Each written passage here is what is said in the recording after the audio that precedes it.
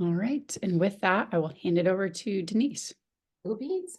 Hello, everyone. I'll be talking to you this afternoon about embedding AI tools into the research process. At any point in time, feel free to add any questions in the chat, but I'll also be leaving enough time, I'm thinking, in the end for questions to be asked as well. And with that, we'll go ahead and get started.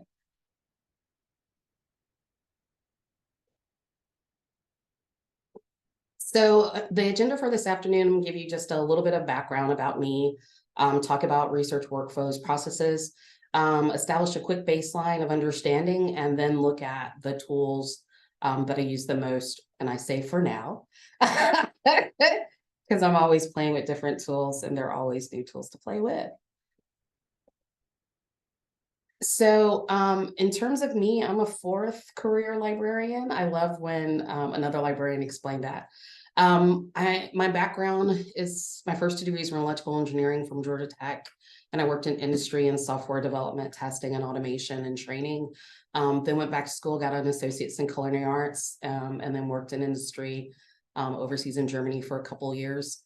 Came back, worked in academia, and then went back to college for my MLIS and started here at Wake Forest in March of 2019.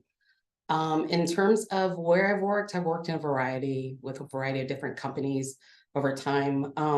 My first technical position was after 9th grade with NASA, transferring data from mainframes to individuals' personal computers. Lovejoy and hair grease. And I was preparing for a webinar and figured out that I've taught at every level except for elementary. And there's a reason for that, because little kids are recorders. But my research interests are the intersection between AI, data science, and information literacy. Also looking at the digital information literacy and knowledge and skills of incoming freshmen, and mentoring for early career BIPOC librarians. So when we talk about the research design process or research process, that can actually vary. I did include a link in the slides of different, just a quick Google search, just showing you different research processes in different areas, but it depends on your fields, your particular research and how you conduct it, as well as you. So for the purposes of this afternoon's webinar, I'm going to be focusing on the scientific method. So going from asking a question, doing background research, constructing an hypothesis, etc. Because I'm a STEM librarian. I never mentioned. Oh, my current position is research and instruction librarian for engineering and science here at Wake Forest University. So before we get started, I do want to establish a baseline understanding. So when we talk about artificial intelligence, there are a lot of different definitions that are out there. And yes, I'm using a slide from a presentation I did way back when in May. But you can define AI really quick as simply methods, tools, and processes that mimic human understanding, computation, analysis, et cetera, et cetera. When we are not at the stage of Skynet, never fear. Computers are not going to take over the world and start killing human beings. Keep in mind that artificial intelligence is not new. Artificial intelligence research started in the 50s and 60s.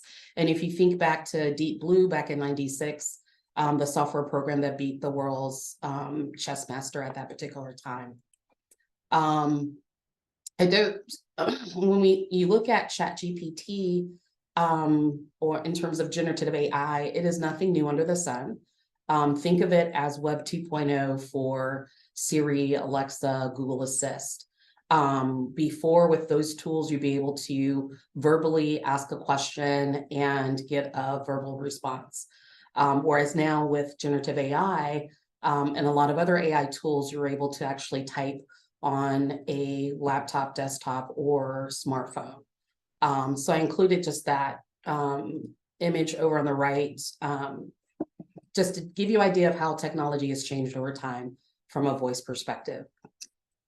So when you're utilizing any type of AI, and if you started using like ChatGPT last year when it first came out, or any other AI tools this year, you'll start to notice that a lot of them have disclaimers.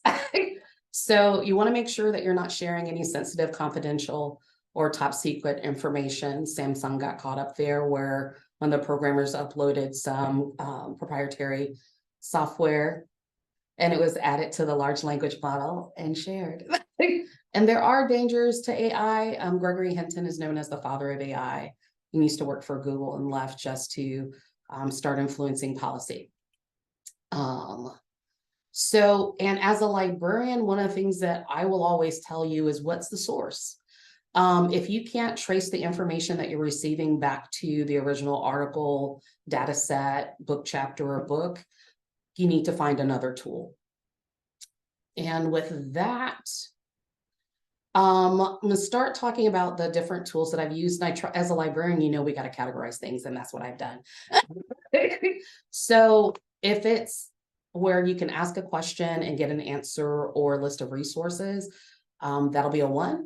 You'll see a 1. If it will help you do background research or literature review, it'll have a 2.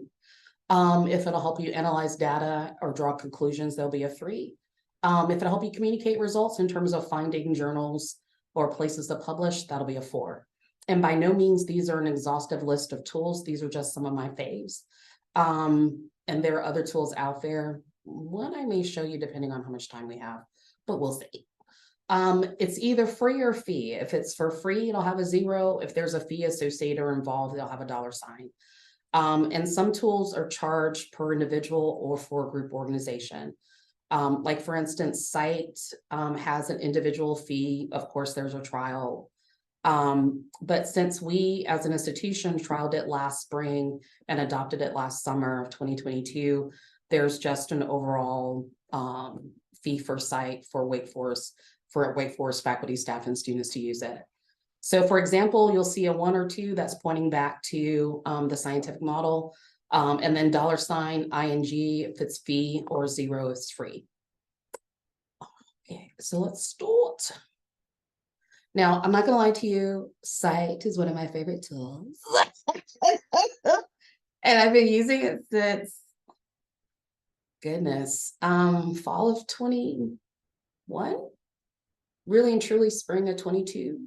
But with Cite, you can, especially with the Cite Assistant, you can ask a question and get a response with inline citations, as well as a list of those references. You can also use Cite to find additional resources to build a literature review, as well as identify places to publish. It is a fee product. Perplexity.ai is a generative AI tool that I love to use. You can use it to ask a question, get a response. It used to be that it was only text. Now the response will include both text and images. And Perplexity is either free or for fee, but you can do a lot with just the free version of Perplexity. No need to pay any additional funds. With Google Bard, I know the Google, I know. But Google Bard has actually changed a lot since it came out on the market in Q2. You can ask a question very similar to Perplexity.ai. It will give you an answer and include images. I wouldn't necessarily use Google Bard for like a lit review, but it also can help you with regards to analyzing data for your research and finding places to publish. So Elicit used to be elicit.org and now is elicit.com. It hurt my heart because it used to be for free and there were other functionality that it had, but I'll be okay. I'm gonna be okay. But with Elicit, you can ask a research question and get a list of articles to answer that research question, as well as it'll have a summary of the top 4 articles. It is for fee now, but you do get 5,000 credits to start. And there's some additional functionality with Elicit. Definitely would utilize it to build a literature review. And if time permits, I'll show you a way that you can export, what I used to be able to do with Elicit with the free version, go from there. Research Rabbit is, to say that Research Rabbit is a good tool for a literature review is a definite understatement. It's free, and it was actually released from beta May of last year, if I'm not mistaken. And it's a tool that my sister, who just sent a text to the family this morning to say, who's the doctor? Her dissertation was improved. When I showed it to her, she's like, why didn't you show this to me before? I was like, hey, it wasn't out till now. I couldn't show you then. But Research Rabbit definitely I would utilize for a literature review. Lit Maps is an oldie but goodie that I went back to start playing with because I noticed that you can create a literature review or a list of papers from Lit Maps, and the relevancy in terms of the papers that it's going to find for you is extremely high. For just a little bit of work, you're going to get a handful of papers to read, review, etc. Insightful.xyz, extremely powerful. You can take a singular article and find additional articles for your research, especially for esoteric topics.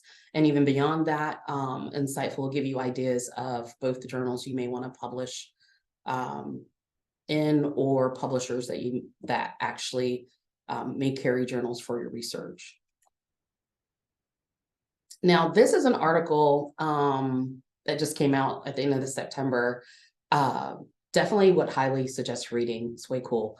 But one tool that I got from this article that I have an opportunity to play with a little bit is explainpaper.com.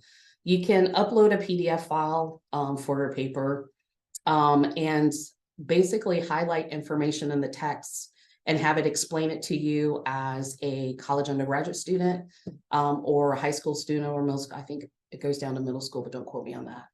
And then you can start querying the PDF, asking different questions of either the article or just asking questions and getting a response.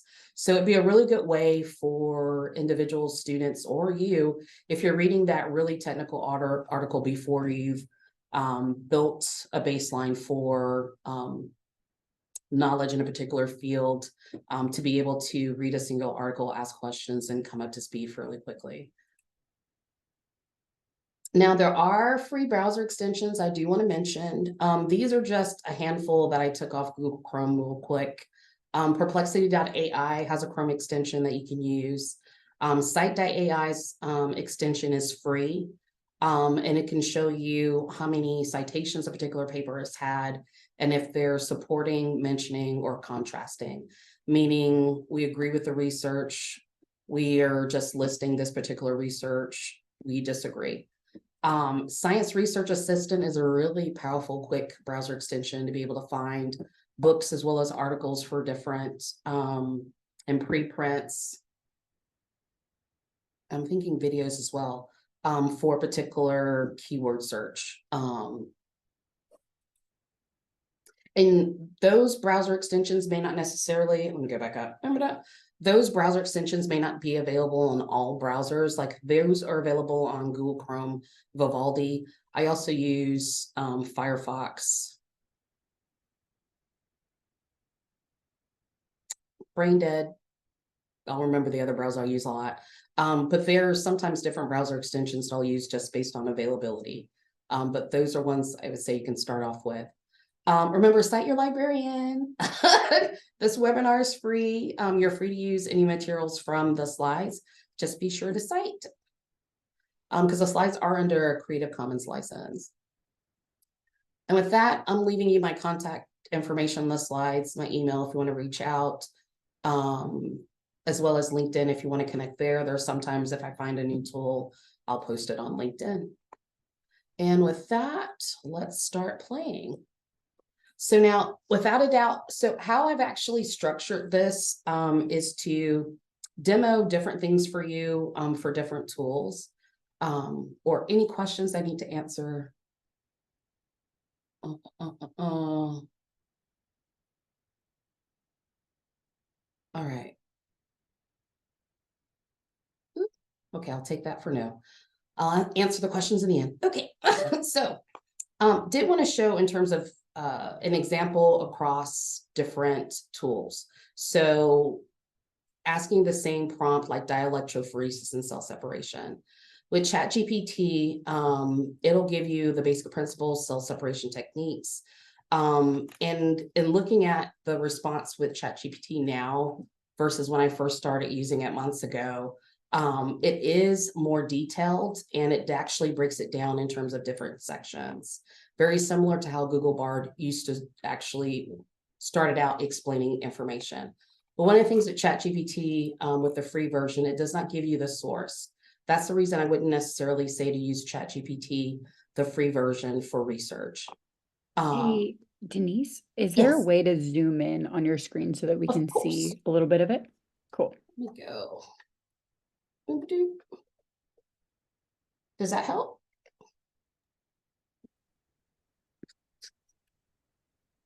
Yep. Okay. Cool beans.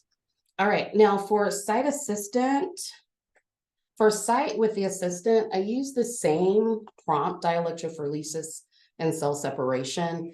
It gave an explanation of dielectrophoresis and cell separation techniques, and also used inline citations. If you hover over the inline citation, you'll get a little quick snippet for where it's pulling the information from in the article. Over on the right-hand side are the list of references that it's utilized to actually write that particular summary.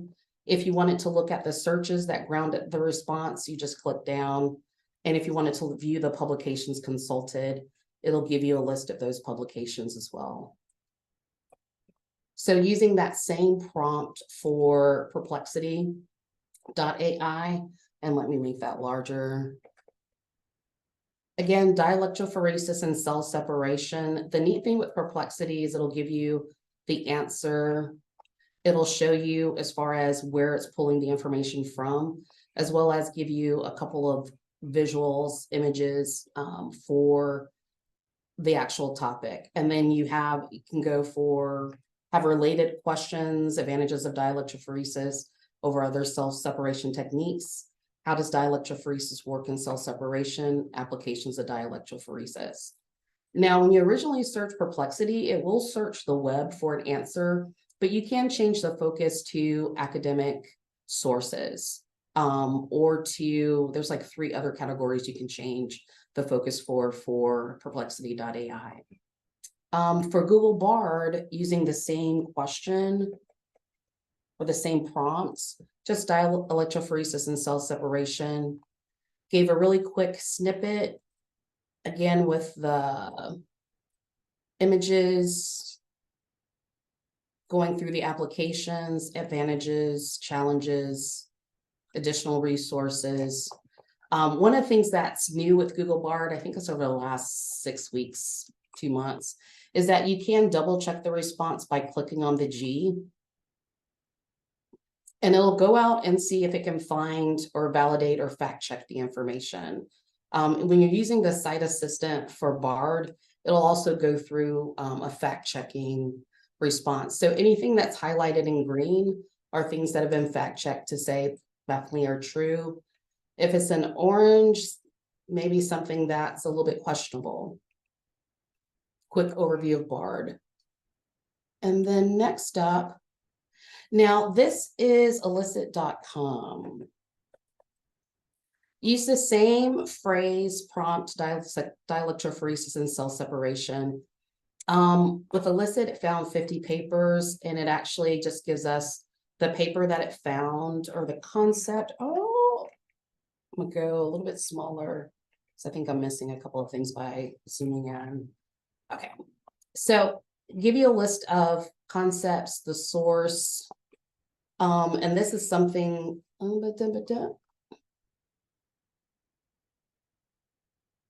And then pulling information from each of the different articles. One of the things that you can do with Elicit is export, with the plus version, is export the file either as a CSV or BibTeX. So one of the things I used to do when Elicit was free was export the top 8 papers and then import them like into Research Rabbit or into other tools to expand the literature review. Or find additional articles. So now with Research Rabbit, I'll make that a little bit larger. So Research Rabbit, you can create a new collection or have categories for different collections. So for this, I just selected a handful of papers regarding dielectrophoresis. And you can add papers to elicit either by title, direct object identifier, the PubMed ID, or just by keywords. You can also import a Zotero collection if you've already found key papers or resources, or you can upload a BibTeX file or RS file. But the neat thing with Research Rabbit is once you have your seed papers, quote unquote, you can click on similar work and it will show you a list of articles that are related to the articles in your seed papers. You can go through that list to select articles to add to the seed papers and actually fine tune those results. So like for this particular article, I can click on it. The article and the abstract will open up in the right-hand side. I can add it to the collection, What is Dielectrophoresis? Add it to another collection. So in this case, I'm going ahead and add it to the collection. So you can see that the similar work, I forgot to note how many papers were in there. It's 1872. But at any rate, it'll list earlier works as well as later works.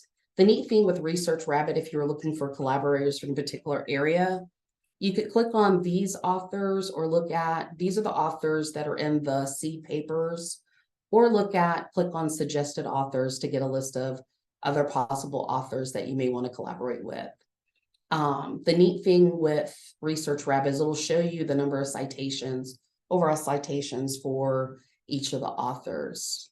But with Research Rabbit, it's very easy to go down the rabbit hole per se, both looking, finding, but anything you open up will open up to the right-hand side.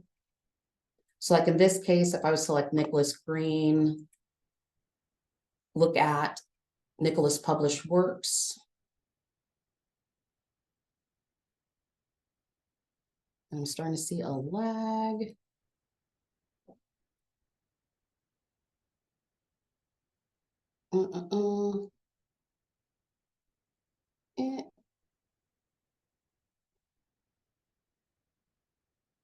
Okay. This is where you say, of course, when you're doing a webinar, your internet connectivity starts to suffer.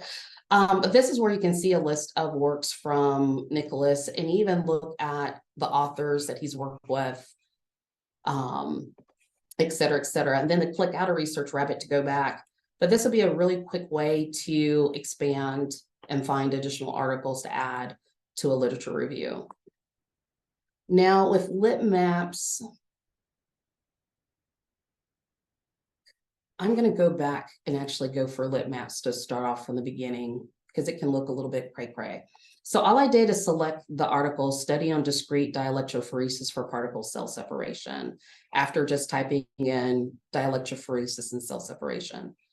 After doing that, it identified, because of course, all right, is just click on Discover 20 more related articles. And what that'll do is take like the seed articles from that singular article and add additional articles that you can look at. And the one thing I love about lit maps is that the relevance is really key. So here's dielectro separation of blood cells. Let me make that a little bit larger. So you can add that to your seed papers if you want to. Separation of human breast cancer cells from blood. If you really want to make sure, you can click on it or click on the details and it'll show you the abstract so you can tell, okay, is this really an article that I want to add? Probably not.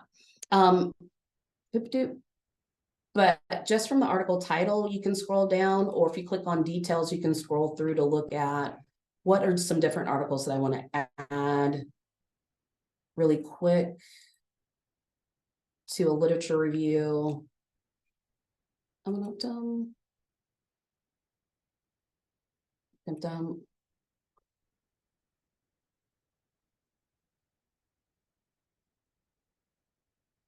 And then the more that you add, the more that you'll see as far as in the actual lit map in terms of the connections between the articles. But lit maps is really a real quick way, again, to identify those articles that you want to do for a literature review. And then with Insightful is really powerful in the sense that I could type dielectrophoresis and cell separation. And as you're typing, Insightful will come up with a list of different articles that you can select. So in this case, I'm just going to select the first article, cellular dielectrophoresis.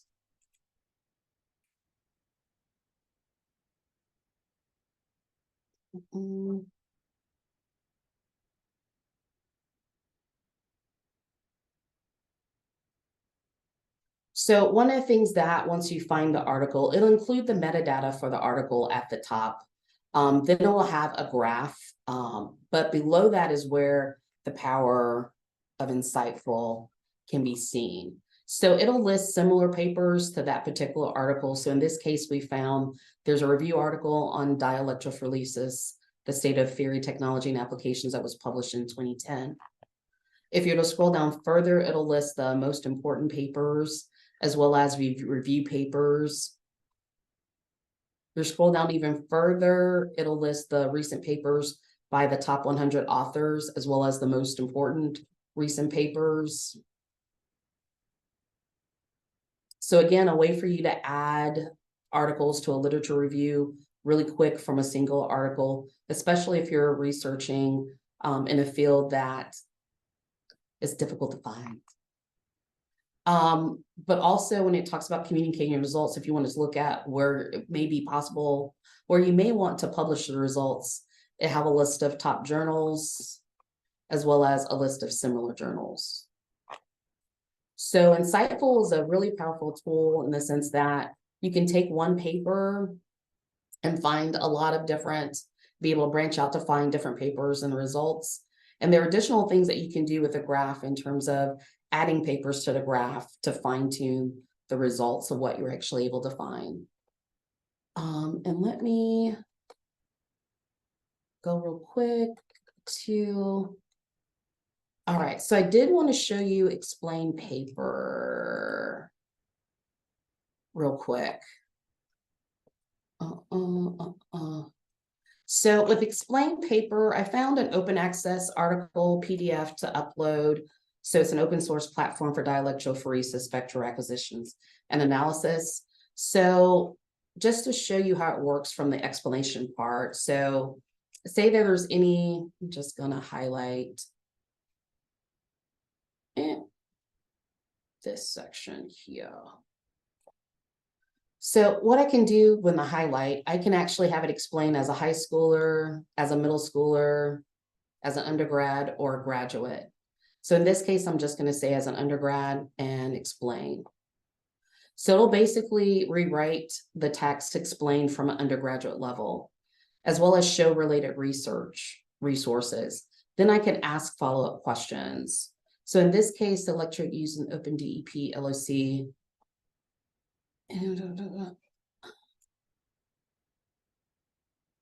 I can ask, oh, it would help. I'm gonna go back to the questions that I asked before.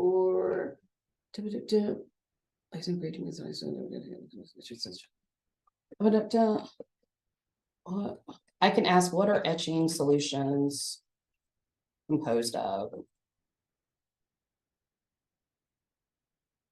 So in this case, it'll give the response, etching solution typically composed of a combination of chemicals that selectively remove or dissolve certain materials.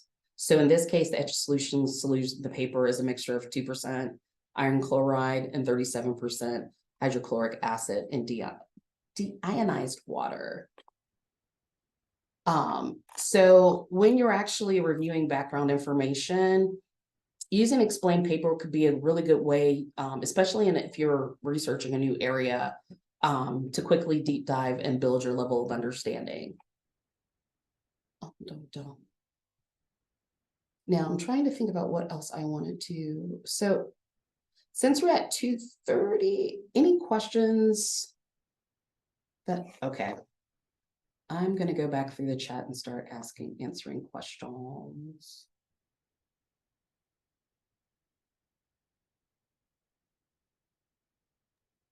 All right. So where the articles pulled from, all right. In terms of where the articles are pulled from, it all depends on the tool. So for instance,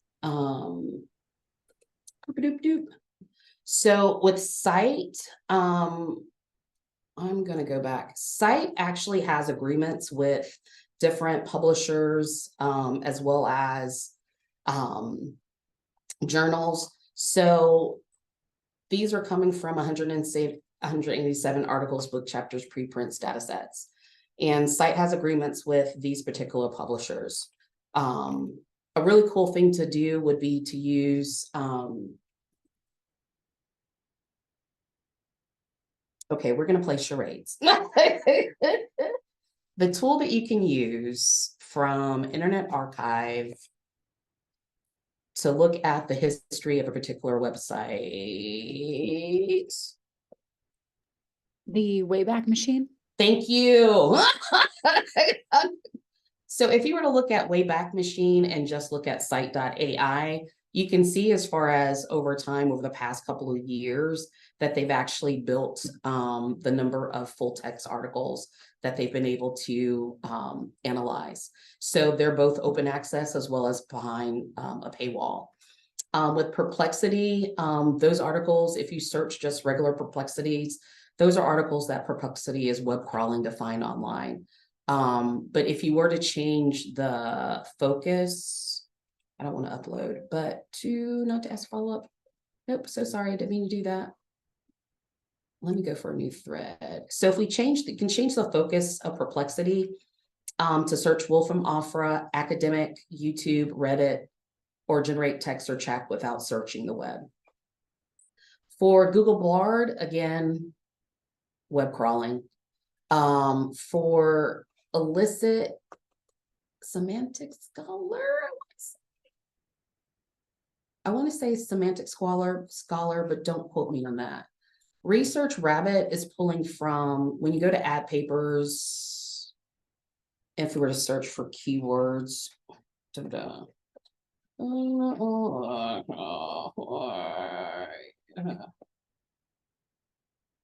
it's pulling from Semantic Scholar. Oh, I forgot to say, yes, I came in did a little road trip yesterday from Clearwater, Florida, back here to Winston-Salem yesterday. So sleep deprived, I could be. But Lit Maps, I do not know where Lit Maps is pulling from. But yeah, so it varies per tool in terms of where both the metadata, because I know Insightful is pulling its metadata from a variety of different places. There were like 4, if I'm not mistaken. We have one question related to Elicit. Ruth is asking, aren't many of the tools like Elicit focus primarily on science? And Jamie commented below saying that Semantic Scholar as a whole, I've found a lot of the tools that pull from Semantic Scholar aren't great for things like humanities research. Yeah, I have used all of these, all the tools that I'm showing you, I've used for STEM and outside of STEM.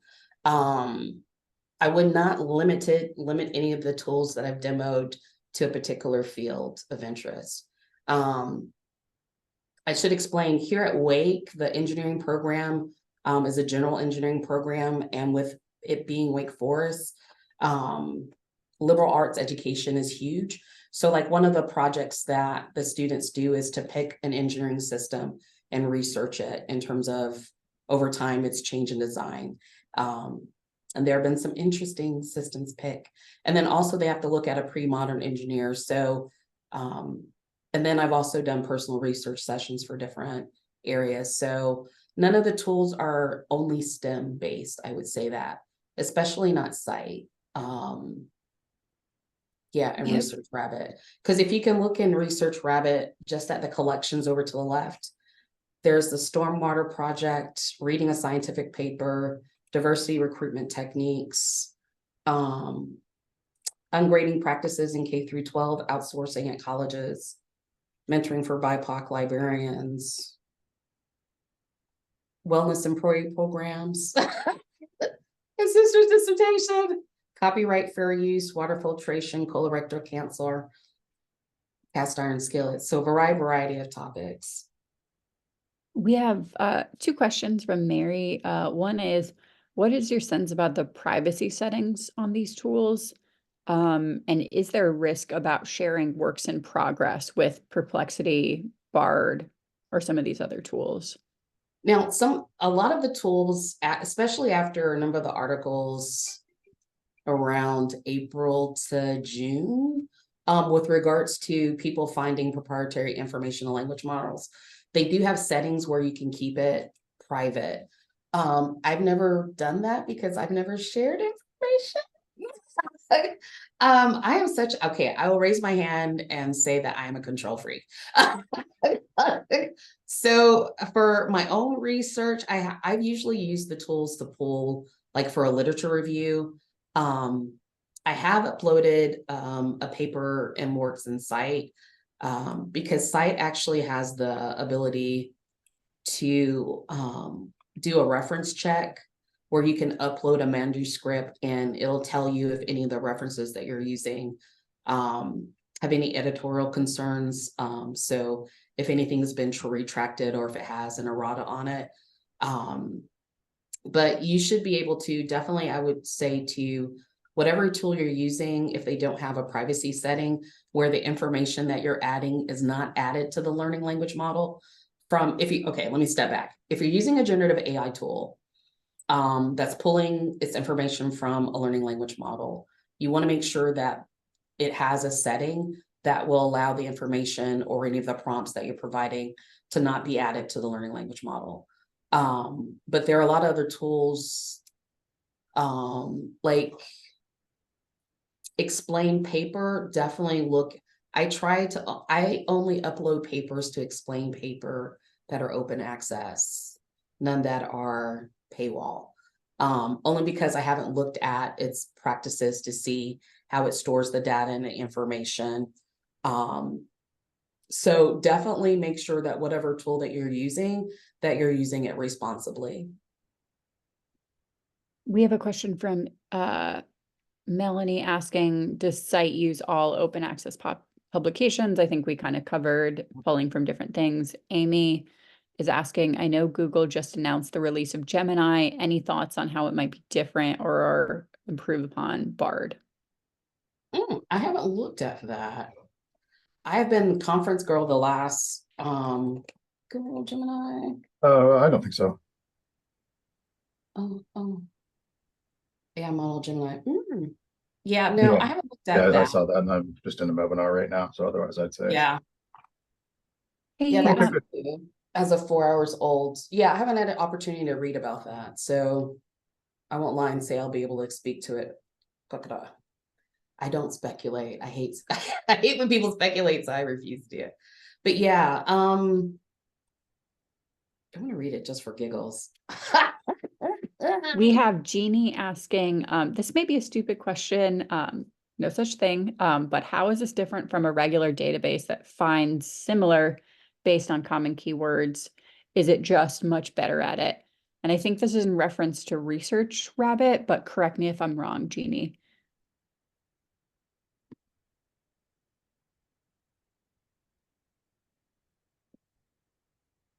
Okay. I would say there is no question that is a stupid question except for the unasked question. I'll take a step back. If we had a singular database that included all journals, all books, all preprints, all videos, it would be lovely. But the reality is that there are over 8,000 databases. I think it was 8,000. Yeah, there are definitely thousands of databases because here at Wake, we subscribe to over 400 databases. A lot of one of the particular problems that I find with Web of Science is because of how it curates what journals it includes. If it's a newer journal, it's not going to be included in Web of Science. So I would say that some of these tools do more of a broad-based search across different publishers to be able to pull information from. And that makes it more powerful. Like like the algorithms and lit maps from a relevancy standpoint will make it more effective to search. Just from the less than 30 minutes that I've spent playing with the newer version of it. Because you know how if you're using like, especially like a library discovery interface, here at Wake, we use Primo. Because of some of the algorithms behind it, your first few, depending on how you developed your search string, you may get some irrelevant returns, where I'm finding that a lot of the tools, especially if they combine using the GP4 API with some other tools and some other stuff, they tend to return more accurate, relevant results quicker. So it reduces the time that you spend searching a variety of different databases for a singular project. Like for instance, I developed and taught information literacy for engineering here at Wake spring of 2022. And one of the things that I did was to just to show students that you have to be continually learning. I pulled, I think it was 15 different personal research sessions that I had, and which tools were used in terms of researching them. And that was like my first 3 years here at Wake, and identified some that were end of life, like Microsoft Academic, which I loved, was end of life last year. It was December 2021. And then there were new databases and tools that we've added. So I don't have to search all of these tools anymore when I'm doing research. Although some I still may search just because of the content that they may have, depending on what the research question is. So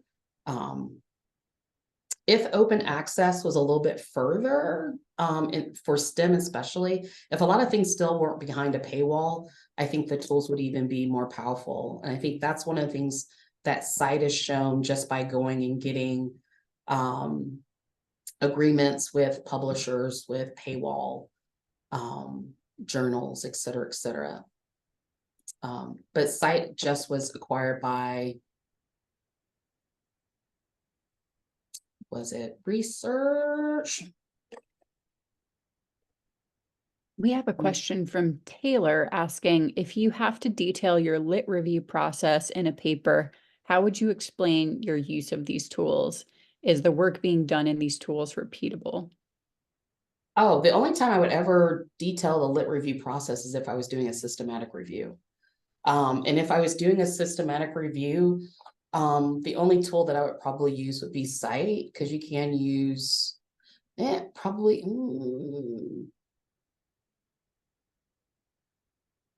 I'll have to play with that, because some of the search strings you actually write for a systematic review tend to be a little bit more detailed. And I don't think I've actually written search strings in Cite to that level of detail as of yet. So if I was doing a systematic review, I probably wouldn't use any of these tools.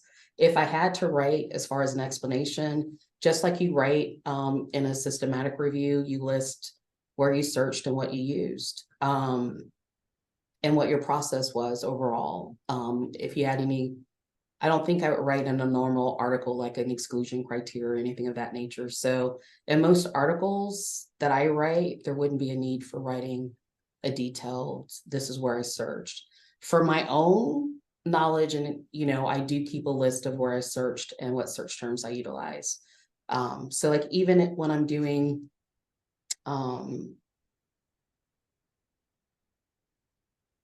personal research sessions with students, faculty, or research or staff, I actually, okay, y'all don't talk about me when I show you this. I send them a follow-up email with where we search, what search terms we used. But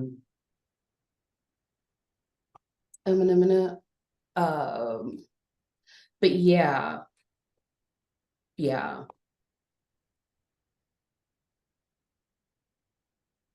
And then I don't have my glasses, so me and trying to see things is starting to get a little bit interesting. My drive name, there we go. So like,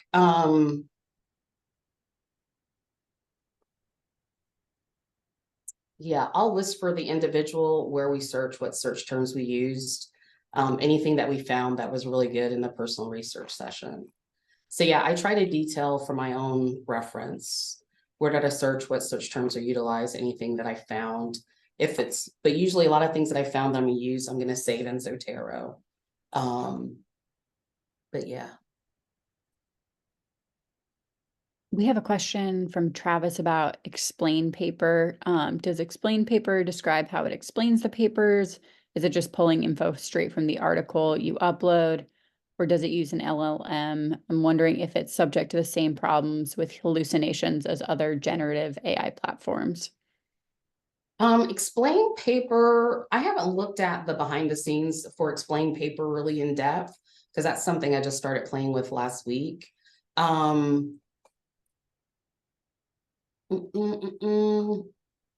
yeah, I don't think they've, let me, before I say I don't think they've,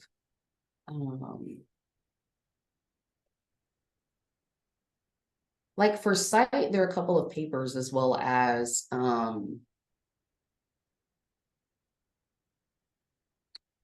papers in terms of articles, as well as a webinar, a master series that explain like behind the scenes how site works. Yeah, but I don't think I've seen anything like that for explain paper. So I'll have to get back with you on that one, because I've just started playing with it. I haven't looked at behind the scenes how it works. We have a question from Liz asking, how receptive are the teaching faculty to AI tools used in research in your experience? Well, they're very receptive.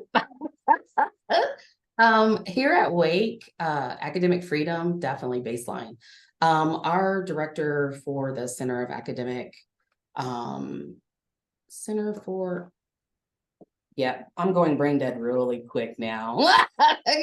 Betsy, the Center for the Advancement of Teaching, actually did a webinar series on ChatGPT. We have an AI group for faculty and instructors where different people share tools and how they're using AI in their class. And I just did a mini version of this same webinar for physics the week before Thanksgiving. So we have different instructors that are using different tools in different ways across the college. But that varies. I know when I went to ASEE, the American Society for Engineering Education, there's an engineering librarians division. And we had like small groups for one of the sessions. And there was one person who said that their administration banned ChatGPT for the entire college. There's some colleges and universities that are going gung-ho, like University of Florida. I went to the Charleston conference, and one of the online webinars, U of F hired their first, they wanted to be the first library to hire their first AI librarian, and they did that. So, yeah, how AI is used in academia varies depending on the adoption or policies at that particular college university, as well as the adoption or policy. Yeah, there are a lot of different factors that impact adoption, but for us here at Wake, we use AI in research, AI tools.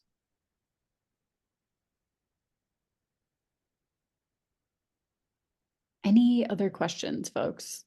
We also have some attendees in the chat sharing about using attestation forms, how am I saying that? To document the use of AI tools in research, so different publishers. Yeah, AI tools have been used in publishing. That was the one article that I showed in the actual presentation. That's why I said the use of AI is not new. And one of the presentations I gave earlier in the year, Like in China, they have a middle school where they've integrated AI into the school where the students are wearing like sensors to look at if they're focused or not. They have GPS built into their uniforms to see where they are in the building at any point in time. The teachers have consoles where they're able to do some data analytics on student performance. And the parents have an app on their phone where they can see, you know, what is my child doing? How are they doing in their class at any point in time? Like, don't forget, you know, the Amazon's attempt with Amazon Go, the grocery stores. That was in 2017.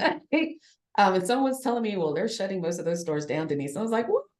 But it was where the entire store was automated, where all you had to do is walk in with the app on your phone and just start picking different things in the grocery store. It had different sensors that would scan what you're putting in and out of your grocery store basket and would total you, and basically you use your app to leave and pay.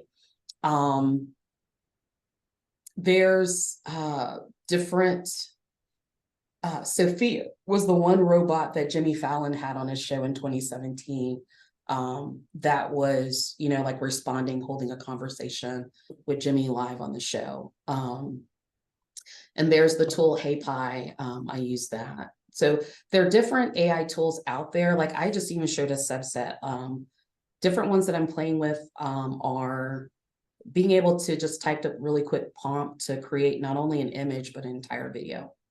So I wrote 3 sentences and had a 5-minute video on the differences between a library discovery interface, databases, and websites.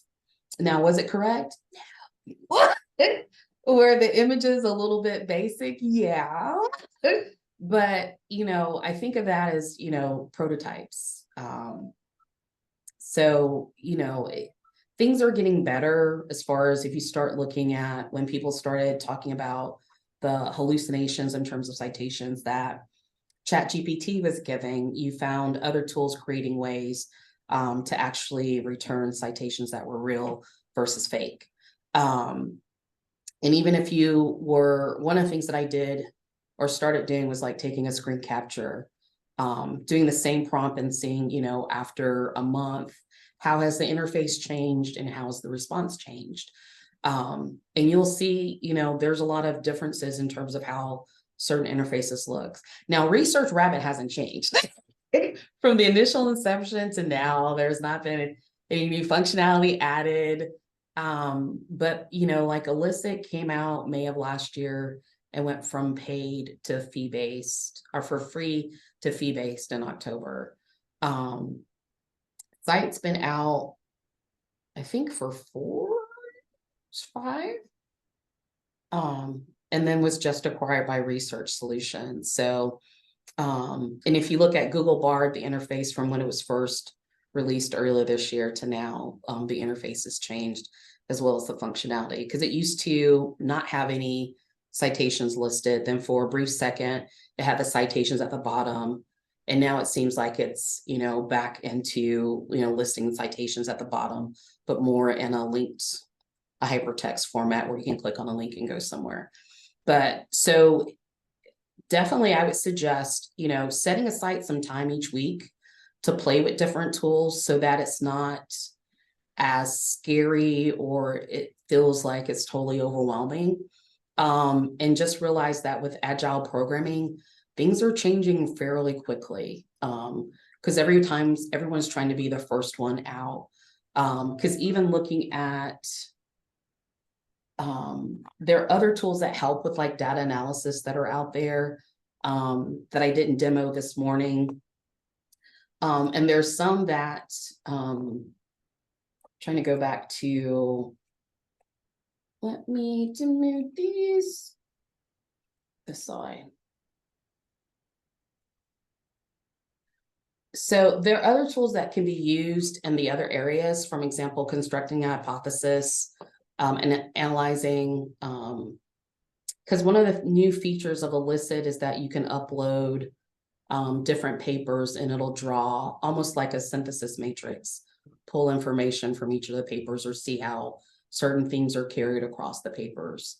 So there are different things that are changing over time that'll probably help in terms of being able to, you know, rather than spending hours, weeks, days, spending more like minutes and hours on research projects. But Awesome. Thanks so much, Denice. And Sure. folks, we will cover more of the AI tools in relation to instruction and the college classroom on January 9th. So stay tuned. Folks, you will also see the follow-up email this evening with the recording, the slides, and a feedback survey. And let us know if you want more training on this topic, you want us to find a subtopic within AI tools to prioritize. But as we're seeing in the chat, I'm so glad that you found it informative